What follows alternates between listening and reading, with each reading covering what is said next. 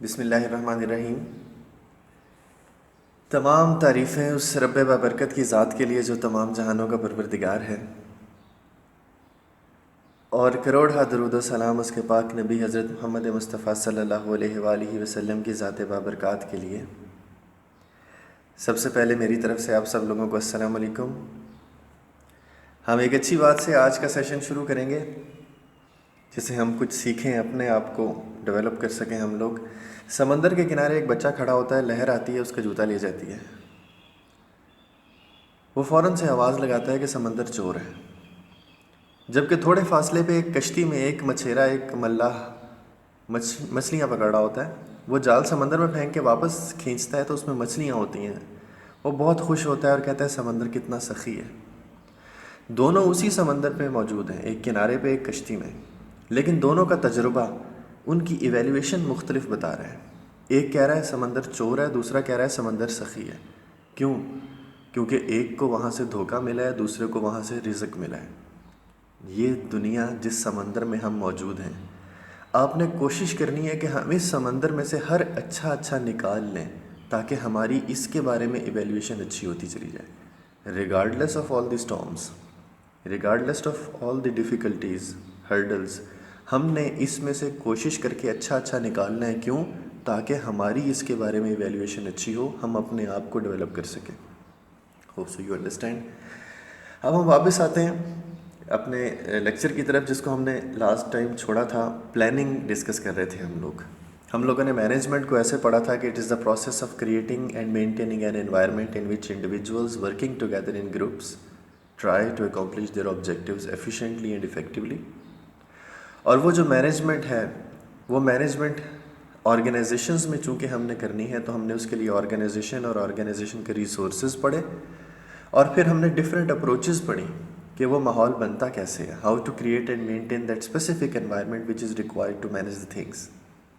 और उसके लिए हम लोगों ने फंक्शंस अप्रोच, स्किल्स अप्रोच और रोल्स अप्रोच को डिस्कस किया था।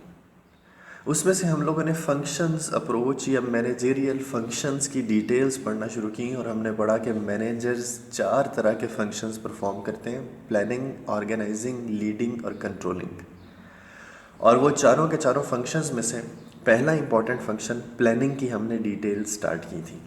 और प्लानिंग की हमने थीम ऐसे डिफ़ाइन की थी कि ये है फ्यूचर के बारे में डिसीजन मेकिंग करना, कि हमने क्या करना है, ऑब्जेक्टिव्स, और कैसे करना है, कोर्स ऑफ एक्शन। उसका पहला हिस्सा डिसीजन मेकिंग के बारे में हमने पढ़ा कि बहुत सारे ऑप्शंस में से मोस्ट सुटेबल को सेलेक्ट करना इज़ कॉल्ड डिसीजन। और डिसीजन 2 तरह से हम लोग ले सकते हैं, या अपनी पर्सनल फीलिंग्स की बेस पे या एक्चुअल डाटा की बेस पे। तो मैनेजमेंट साइंसेज में हम लोग इंट्यूशन की बेस पे या पर्सनल फीलिंग्स की बेस पे डिसीजन मेकिंग नहीं करते, बल्कि हम डिसीजन मेकिंग हमेशा करते हैं एक्चुअल डाटा, फैक्ट्स की बेस पे, जो कहलाता है रैशनल स्टाइल या रैशनल डिसीजन। और उसके लिए मैनेजमेंट साइंसेज में we always follow evidence based decision. दूसरी चीज़, हमने ऑब्जेक्टिव्स के करना क्या है वो डिसाइड करते हैं। तो हमने ऑब्जेक्टिव्स को एक्सप्लेन किया था कि दीज आर स्पेसिफिक टारगेट्स, और टारगेट्स को हमने अपनी आसानी के लिए 3 हिस्सों में तकसीम कर दिया था। जो 1 साल के अंदर करने हैं वो शॉर्ट टर्म है, जो 1 साल से ज़्यादा अरसा लगेगा लेकिन 5, 7, 8, 9, 10 साल लग सकते हैं, वो मीडियम टर्म है, और जो एक लंबे अरसे में हमने अचीव करने हैं वो लॉन्ग टर्म है। इसके लिए कोई एग्जैक्ट टाइमलाइन तो नहीं है, लेकिन एक रफ़ एस्टिमेट के लिए हमने कुछ टाइम्स फ्रेम्स डिफ़ाइन किए थे। और लॉन्ग टर्म ऑब्जेक्टिव्स को कहते हैं विजन एंड मिशन। तो हमने उसमें एक्सप्लेन किया था कि विजन क्या होता है और मिशन क्या होता है। अब तीसरी चीज़, जो प्लानिंग का तीसरा इंग्रेडिएंट है, वो है कोर्स ऑफ एक्शन, कि जो हमने टारगेट्स डिफ़ाइन कर लिए हैं उन्हें हमने अचीव कैसे करना है। आज जो हमने टारगेट्स डिफ़ाइन किए हैं उन्हें अचीव करने के लिए 4 लेवल्स हैं जो तरीक़ाकार या लायहा अमल को वाज़े करते हैं। सबसे पहली चीज़ तो कोर्स ऑफ एक्शन है क्या? Course of action is a systematic procedure to achieve the objectives defined by the firm. हमने एक बाकायदा लायहा अमल बनाना है, तरीक़ाकार वाज़े करना है कि किस तरह से हमने उन टारगेट्स को अचीव करना है जिन्हें हम पहले से डिफ़ाइन कर चुके हुए हैं। अब वो तरीक़ाकार में 4 लेवल्स में हम उसको एक्सप्लेन कर सकते हैं। आपके सामने लिस्ट डाउन हुए हैं। लेवल 1 है स्ट्रेटजी, लेवल 2 है पॉलिसी, लेवल 3 है रूल्स और लेवल 4 है प्रोसीजर्स। अभी इन चारों को हम बारी बारी डिस्कस करेंगे तो इनका कॉन्सेप्ट भी हमारे जहन में क्लियर हो जाएगा। सबसे पहली चीज़ स्ट्रेटजी। स्ट्रेटजी है क्या चीज़? Strategy is a long term plan of action designed after internal and external assessment of the business to maintain competitive advantage. ये मैंने आपके सामने एक स्ट्रेटजी की जनरल डेफिनेशन बोली है, पढ़ी है, और ये जो हमारे पास स्ट्रेटजी की डेफिनेशन है, इस डेफिनेशन के 4 इंग्रेडिएंट्स को मैंने सामने लिस्ट डाउन कर दिया ताकि हम इसको अपने आसानी के लिए समझ सकें कि है क्या चीज़। हम जब ऑब्जेक्टिव्स डिफाइन करते हैं तो सबसे पहले लॉन्ग टर्म ऑब्जेक्टिव्स हमारा विजन एंड मिशन है। उन लॉन्ग टर्म ऑब्जेक्टिव्स को अचीव करने के लिए जो लॉन्ग टर्म एक्शन प्लान बनता है वो कहलाता है स्ट्रेटजी। तो पहला इंग्रेडिएंट स्ट्रेटजी का क्या हुआ कि it is a long term action plan. अब ये लॉन्ग टर्म एक्शन प्लान बनाने के लिए पहले हमें एनालिसिस करना पड़ता है अपनी ऑर्गेनाइजेशन का और एक्सटर्नल फोर्सेस का, जो एनवायरनमेंट है बाहर का। ये जो अपनी ऑर्गेनाइजेशन का एनालिसिस करना है वो कहलाता है इंटरनल असेसमेंट। यानी कि इंटरनल असेसमेंट क्या है? Internal assessment means the assessment of organisational resources. हम पहले पढ़ चुके हैं, पूरी दुनिया में जितनी भी ऑर्गेनाइजेशंस हैं वो सारी की सारी 3 चीज़ों से मिल के बनती हैं, 3 रिसोर्सेज पे मुश्तमिल है: फाइनेंशियल रिसोर्सेज, फिजिकल रिसोर्सेज और ह्यूमन रिसोर्सेज। अब इन तीनों रिसोर्सेज का एनालिसिस करना, फाइनेंसेस का, एसेट्स का और ब्रेन्स का, ह्यूमन रिसोर्सेज का, वो कहलाएगा इंटरनल असेसमेंट। और ये इंटरनल असेसमेंट हमें बताती है कि हमारे पास क्या है और क्या नहीं है। और ये इंटरनल असेसमेंट हमें बताती है कि क्या काम है जो हम बेहतर कर सकते हैं और कौन सा काम ऐसा है जो हमारे बस से बाहर है, वो हम कर नहीं सकते। ये हो गया इंटरनल असेसमेंट और उसका पर्पज़। अब इंटरनल असेसमेंट करने का, अपने रिसोर्सेज का एनालिसिस करने का जो पर्पज़ है ना, कि हमें पता चल जाए हमारे पास क्या है और हम क्या कर सकते हैं, ये है हमारी स्ट्रेंथ्स। इसके सामने लिखा हुआ है, ये इसका मकसद है कि इंटरनल असेसमेंट के थ्रू हम आइडेंटिफाई करते हैं अपनी स्ट्रेंथ्स और वीकनेसेस। अब इंटरनल असेसमेंट का मकसद, उसके जो दोनों पार्ट्स हैं, जो कुछ हमारे पास है और उसको इस्तेमाल करके जो कुछ हम कर सकते हैं, वो है हमारी स्ट्रेंथ्स। यानी कि all the resources we have and all the tasks we can perform by utilising those resources are called our strengths. इसी तरह एक इंडिविजुअल की स्ट्रेंथ भी होती है कि कौन कौन सी चीज़ें मेरे पास हैं और उन चीज़ों को इस्तेमाल करके मैं क्या कर सकता हूँ। मसलन मेरे पास बाइक है और उसको इस्तेमाल करके मैं जल्दी यूनिवर्सिटी आ जा सकता हूँ, that is called my strength. जबकि दूसरी तरफ इसका दूसरा हिस्सा इंटरनल असेसमेंट का, that is to identify the weaknesses, कि कौन कौन से रिसोर्सेज ऐसे हैं जो हमारे पास नहीं हैं और कौन कौन सा काम ऐसा है जो हम नहीं कर सकते। मसलन हमारे पास एडवांस टेक्नोलॉजी नहीं है, हमारी वीकनेस हो गई। हमारे पास एडवांस सॉफ्टवेयर मौजूद नहीं है अकाउंटिंग के, हमारी वीकनेस हो गई। या हमारे पास अगर सॉफ्टवेयर हैं लेकिन उन सॉफ्टवेयर्स को ऑपरेट करना, यूज़ करने के लिए हमारे पास स्टाफ मौजूद नहीं है, हमारी वीकनेस हो गई। तो स्ट्रेटजी बनाने से पहले, लॉन्ग टर्म एक्शन प्लान बनाने से पहले हम देखते हैं हमारी क्या कंडीशन है। ये अपनी कंडीशन देखना, ऑर्गेनाइजेशन के इंटरनल एनवायरनमेंट का एनालिसिस करना, इसको आप इंटरनल असेसमेंट कह सकते हो, इंटरनल एनालिसिस कह सकते हो, आप इसको एनवायरनमेंट असेसमेंट कह सकते हो, कौन सा इंटरनल एनवायरनमेंट, आप इसको इंटरनल इवैल्यूएशन कह सकते हो, कोई भी चीज़ इसके लिए नाम इस्तेमाल हो सकता है। और उसका मकसद क्या है? To identify the strengths and weaknesses. और स्ट्रेंथ्स हैं क्या हमारे पास है और क्या हम कर सकते हैं, और वीकनेसेस हैं कौन से रिसोर्सेज हमारे पास नहीं और क्या काम हम नहीं कर सकते। अच्छा, अब सिर्फ इतना पता होने की बेस पे हम लॉन्ग टर्म एक्शन प्लान नहीं बना सकते, हमें ये भी पता होना चाहिए कि बाहर क्या हो रहा है हमारी ऑर्गेनाइजेशन से। अब हमारी ऑर्गेनाइजेशन से बाहर क्या हो रहा है उसका एनालिसिस करना एक्सटर्नल असेसमेंट है। अब एक्सटर्नल असेसमेंट से मुराद है उन सब फैक्टर्स का एनालिसिस करना that are not part of our organisation, लेकिन they are considered to be important while performing the business operations. इसमें वो सारे के सारे फैक्टर हैं जो हमारी ऑर्गेनाइजेशन का हिस्सा तो नहीं, लेकिन वो हमारे ऑर्गेनाइजेशन ऑपरेशंस को परफॉर्म करते हुए उन्हें कंसीडर करना पड़ता है। और याद रखना है, इंटरनल फैक्टर सारे के सारे हमारे कंट्रोल में हैं। हमारे फाइनेंसेस, हमारे फिजिकल रिसोर्सेज, हमारे ह्यूमन रिसोर्सेज, हम अपनी मर्ज़ी से एलोकेट कर सकते हैं कहाँ क्या चीज़ कैसे यूज़ करनी है। लेकिन एक्सटर्नल असेसमेंट करते हुए एनवायरमेंटल फैक्टर सारे के सारे हमारे कंट्रोल से बाहर हैं। अब ये है कौन से? पॉलिटिकल कंडीशंस हो सकती हैं, टेक्नोलॉजिकल एडवांसमेंट्स हो सकती हैं, कस्टमर्स के ट्रेंड्स हो सकते हैं, कॉम्पेटिटर्स की पॉलिसीज़ हो सकती हैं, कल्चर हो सकता है किसी जगह का, किसी सोसाइटी का, गवर्नमेंट की रेगुलेशंस हो सकती हैं जो भी उसने रिस्ट्रिक्शंस वगैरह लगाई हुई हैं या लॉ नए बना देती है। ये सारी की सारी चीज़ें जो हैं वो हमारे बस से बाहर हैं। लेकिन इनमें से बहुत सारी चीज़ें ऐसी हैं जो हमें सपोर्ट करती हैं कि हम अपने ऑपरेशंस अच्छे से परफॉर्म करें। अब एक्सटर्नल एनवायरनमेंट में जो चीज़ें हमें सपोर्ट करती हैं ना, जो चीज़ें हमें फेवर देती हैं, वो कहलाती हैं अपॉर्चुनिटीज़। मसलन गवर्नमेंट कोई नया रूल बना देती है, हम कहते हैं यार ये रूल तो हमारे फ़ायदे में है, करो, ये वाला काम करते हैं हम लोग। अब एक्सटर्नल एनवायरनमेंट का एनालिसिस करने से हम आइडेंटिफाई करते हैं अपने लिए अपॉर्चुनिटीज़ और थ्रेट्स।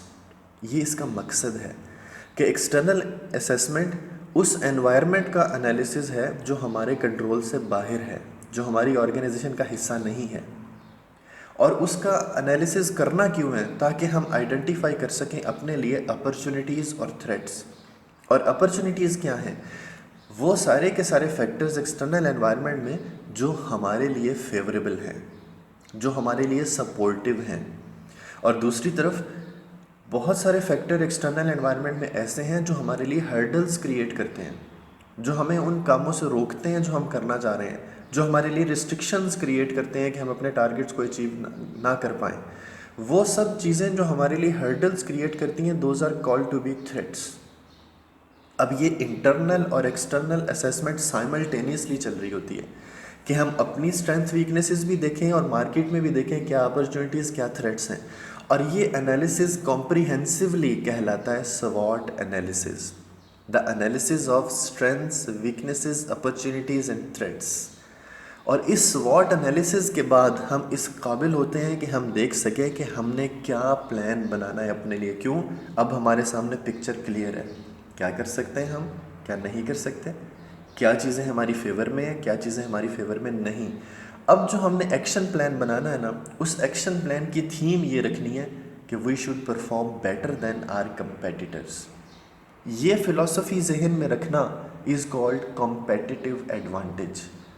अब हमारे सामने हर चीज़ क्लियर है, अपनी कंडीशन भी, मार्केट की कंडीशन भी, और कॉम्पेटिटर्स को देख के उससे बेहतर परफॉर्म करने के लिए जो हम long term plan of action बनाते हैं वो कहलाता है स्ट्रेटजी। इस सारे के सारे में स्ट्रेटजी क्या है? Strategy is the long term plan of action. वो बनाने से पहले ज़रूरी है कि हम इंटरनल और एक्सटर्नल असेसमेंट करें, और उसकी फ़िलॉसफी क्या है कि how to perform better than our rivals और कंपेटिटर्स। अब ये चीज़ हो गई पहला लेवल स्ट्रेटजी। ये एक ब्रॉडर अम्ब्रेला है। उस स्ट्रेटजी को ऑर्गेनाइजेशन में इन ऑपरेशन करने के लिए हम बनाते हैं पॉलिसीज़।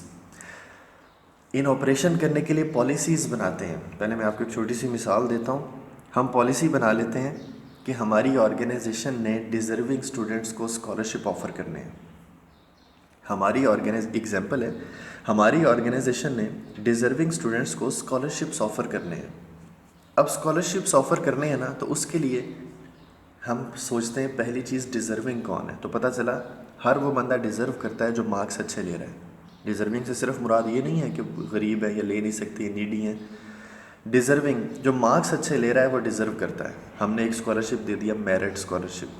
फिर हमने सोचा डिज़र्विंग वो भी है जो अफोर्ड नहीं कर सकता, हमने एक और स्कॉलरशिप दे दिया, नीडी स्कॉलरशिप। अब हम मेरिट और नीडी स्कॉलरशिप देंगे, कितने मार्क्स पे मेरिट स्कॉलरशिप देंगे, कितने पे नीडी देंगे। नीडी के लिए शराइत क्या क्या होंगी? फैमिली इनकम 25,000 से कम हो, बाकी बहन भाई पढ़ते हों, घर किराए का हो, तो हम उसको नीडी के लिए कंसीडर करेंगे, अदरवाइज़ नहीं करेंगे। ये जो है ना सारी की सारी शराइत, ये कहलाते हैं रूल्स। और इन शराइत के अंदर हम बाकायदा एक प्रोसेस रख देते हैं कि एप्लीकेशन देगा, उस एप्लीकेशन को HOD से साइन करवाएंगे, उस एप्लीकेशन को ऑफिस में सबमिट करवाएंगे, और अगर एलिजिबल हुए तो स्कॉलरशिप मिलेगा। ये काम करने का तरीक़ाकार है। अब इस काम करने के तरीक़ाकार में जो हमने स्कॉलरशिप ऑफ़र करना है ये पॉलिसी है, उसके लिए जो कंडीशंस या शराइत हैं वो रूल्स हैं, और उसका जो तरीक़ाकार है कि एप्लीकेशन दे के एचओडी से रिकमेंड करवा के फिर ऑफिस में सबमिट करवानी, ये प्रोसीजर है। हर ऑर्गेनाइजेशन स्ट्रेटजी के लिहाज से बनाती है पॉलिसीज़, और पॉलिसीज़ को डिफ़ाइन करते हैं कि policies are the managerial guidelines, these are the instructions given to the managers so they may be able to implement the strategy of the organization in order to perform the organizational operations in a smooth manner। फिर से सुनो कि policy वो सारी की सारी guidelines या instructions हैं इन ब्रॉडर सेंस जो हमारी स्ट्रेटजी को इम्प्लीमेंट करने के लिए हम मैनेजर्स को देते हैं। और इसकी एग्जांपल क्या है? That we should offer scholarships to the deserving students. अब इसके अंडर आ गया रूल्स। रूल्स का क्या हिसाब किताब है? रूल्स हैं रिस्ट्रिक्शंस, रूल्स हैं लिमिटेशंस, रूल्स हैं the conditions implemented on the managers. हम रूल्स को डिफाइन ही ऐसे करते हैं कि all kinds of managerial restrictions that should be followed by the managers while implementing the policy. और मैंने आपको इसकी मिसाल दी कि पॉलिसी तो ये हो गई कि स्कॉलरशिप ऑफ़र करना है, उसके लिए रूल्स क्या होंगे कि नीडी स्कॉलरशिप सिर्फ उसको देना है जिसकी फैमिली इनकम 25,000 से कम हो, सिर्फ उसको देना है जिसके बाकी बहन भाई सिबलिंग्स भी पढ़ते हों, सिर्फ उसको ऑफ़र करना है जिनके पास अपना घर ना हो, सिर्फ उनको ऑफ़र करना है जो ऑर्फन्स हों, या इस तरह की कंडीशंस। ये सारी की सारी शराइत वो बाउंड्रीज़ हैं कि जो इनसे बाहर चला जाएगा वो हम उसके लिए उस काम वो पॉलिसी ऑफ़र नहीं कर सकते। और आखिरी लेवल जो डे टू डे ऑपरेशंस हैं, प्रोसीजर को हम एक्सप्लेन ही ऐसे करते हैं कि step by step processes adopted by the organisation. ये वो सारे का सारा स्टेप बाय स्टेप प्रोसेस है जो ऑर्गेनाइजेशन इसलिए अडॉप्ट करती है ताकि रूटीन ऑपरेशंस को सिस्टमेटिक मैनर में लेके चल सकें। कि स्कॉलरशिप के लिए एप्लीकेशन लिखना स्टेप 1, एचओडी से रिकमेंड करवाना स्टेप 2, ऑफिस में सबमिट करवाना स्टेप 3, उसके बाद देखेंगे कि कौन डिज़र्विंग है। ये जो स्टेप बाय स्टेप प्रोसेस बना दिया ऑर्गेनाइजेशन ने, ये कहलाता है प्रोसीजर। अब ऑर्गेनाइजेशंस में प्रोसीजर होते हैं, प्रोसीजर्स रूल्स के अंडर आते हैं, वो रूल्स बनते हैं पॉलिसी के हिसाब से, और पॉलिसीज़ ओवरऑल स्ट्रेटजी को इम्प्लीमेंट करने के लिए बनाई जाती है। और ये सारा तरीक़ाकार क्यों बनाया गया है? ताकि हम उन ऑब्जेक्टिव्स को अचीव कर लें जिनको हमने अचीव करना चाह रहे हैं, जो हमने पहले से डिज़ाइन किए हुए हैं। ये हमारे पास हो गया प्लानिंग का पोर्शन, उसकी थीम कि प्लानिंग के 3 पोर्शंस, डिसीजन मेकिंग, ऑब्जेक्टिव्स और कोर्स ऑफ एक्शन, कि हम डिसाइड करते हैं फ्यूचर के बारे में कि हमने क्या करना है और कैसे करना है। प्लानिंग के बारे में इससे रिलेटेड कुछ और डिटेल्स हम इंशाल्लाह नेक्स्ट सेशन में डिस्कस करेंगे। यहाँ तक आपके जहन में किसी के जहन में कोई सवाल हो तो you are free to ask any question. That's all from my side. All the best for you.